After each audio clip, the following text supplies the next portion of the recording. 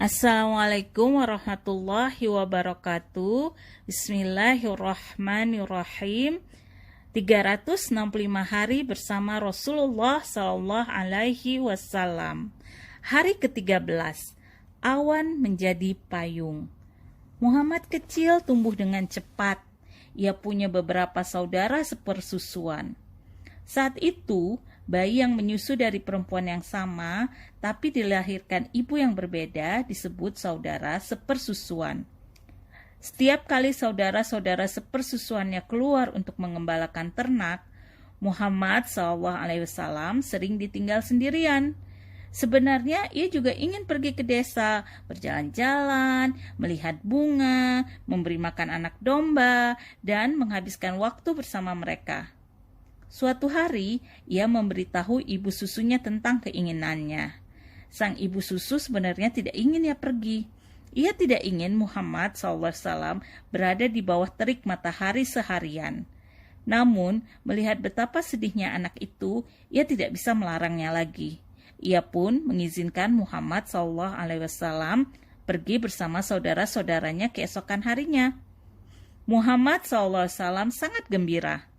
Sinar matahari mulai menghangatkan rumah dan Muhammad SAW sudah bangun pagi-pagi sekali. Hari itu ia akan pergi bersama saudara-saudaranya, Abdullah dan Syaimah.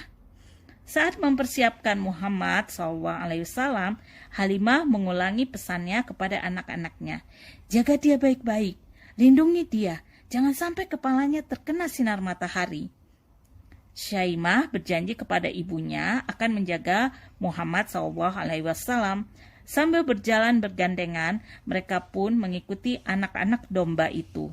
Saat berjalan-jalan, Muhammad berpikir tentang langit, matahari, dan bumi. Betapa Sang Pencipta sudah membuat benda-benda itu begitu indah. Siapa yang membuat benda-benda seindah itu? Sang Pencipta yang membuat benda-benda secantik itu.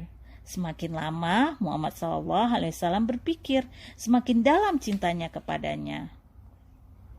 Saat sinar matahari membelai kulit Muhammad SAW, awan putih setipis benang muncul di atasnya dan memayunginya.